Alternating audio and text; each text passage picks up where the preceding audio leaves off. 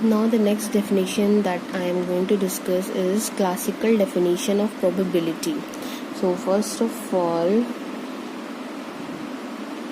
I am going to write the formula. Probability of A is favorable cases upon total number of cases. अब यहाँ से आप formula से ही समझ सकते हैं.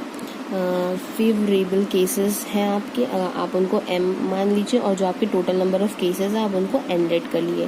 तो ये जो n होते हैं टोटल नंबर ऑफ केसेस, तो जो क्लासिकल डेफिनेशन ऑफ प्रोबेबिलिटी है उसमें जो n होते हैं वो हमारे क्या होने चाहिए, ये हमारे होने चाहिए, n हमारे होने चाहिए एक तो म्यूचुअली एक्सक्लूसिव होने चाहिए, फिर आपका ये एग्जॉस्टिव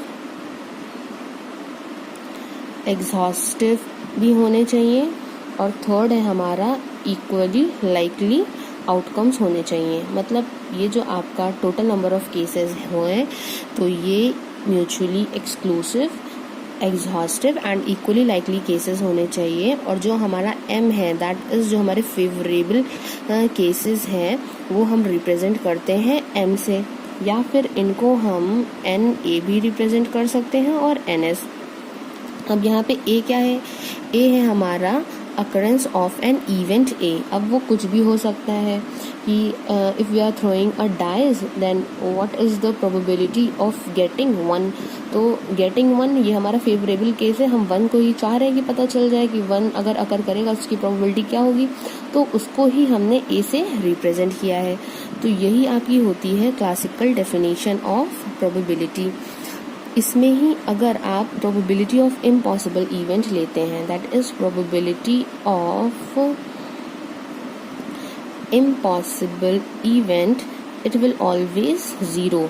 तो कोई भी इवेंट ऐसा है, अगर हम आपसे बोले हमने कॉइन टॉस किया तो what is the probability that coin will stand on its edge, coin जो है वो अपने एज पे स्टैंड हो जाए, तो ऐसी प्रोबेबिलिटी को हम क्या उसकी बोलेंगे, हमेशा 0. कि ऐसा बहुत कम ही केस होंगे या बिल्कुल मतलब अननोन ही आप समझिए जिसमें ऐसा कभी हो जाता हो कुछ केसेस में कि आपने उछाला हो और वो टेबल थोड़ा सा उसमें ब्रेक हो तो वो आपका कॉइन फंस जाए या कुछ इस तरह से हो, तो ही हो सकता है ऐसा. अदरवाइज इसको हम इम्पॉसिबल इवेंट ही लेट करते हैं. फिर है आपका कि अगर जो श्योर इवेंट्स की प्रोबेबिलिटी होती है वो क्या होती है, तो जो भी श्योर इवेंट्स की प्रोबेबिलिटी होती है वो हमेशा 1 होती है. श्योर इवेंट्स जैसे कि सनराइजेस इन द ईस्ट, तो उसकी प्रोबेबिलिटी क्या है, हमेशा 1 ही होगी. तो ये आपका हो गए 2 इम्पॉर्टेंट पॉइंट्स इसके जो कि आपको पता होने चाहिए. अब देखिए नेक्स्ट पॉइंट आपका क्या है. नेक्स्ट पॉइंट आपका ये, आप इसको कह सकते हैं कि ये जो इवेंट है आपका, जो भी प्रोबेबिलिटी है वो किसके बीच में लाई करती है, हमेशा 0 से 1 के बीच में ही लाई करती है. अब इसी तरह से अगर आपने प्रोबेबिलिटी ऑफ A निकाला है, मतलब हैपनिंग ऑफ दैट इवेंट, तो उसको आप इस तरह से भी निकाल सकते हैं. Probability of A is equal to 1 minus probability of A complement. A complement just इसका अपोजिट होता है. ये हैपनिंग ऑफ A है और इसका मतलब होता है not happening of that event. अगर आपको कहीं पे इस तरह की लैंग्वेज मिलती है तो उसको निकालने के लिए आप लेंगे probability of A is to probability of A complement. तो order in favour of happening of an event को आप इस तरह से भी लिख सकते हैं, क्योंकि प्रोबेबिलिटी ऑफ A कॉम्प्लीमेंट जो है उसको आप लिख सकते हैं 1 minus probability of A. So और अगर इस तरह की लैंग्वेज आपको मिलती है ऑर्डर्स अगेंस्ट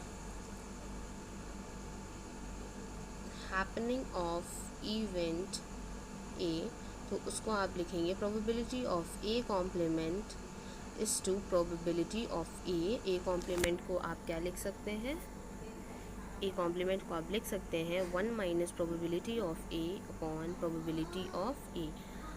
आपको ये अच्छे से लर्न होना चाहिए. इस पे बेस्ड आगे क्वेश्चंस आएंगे एक्सरसाइज में, तो वो आपको फाइंड आउट करने होंगे.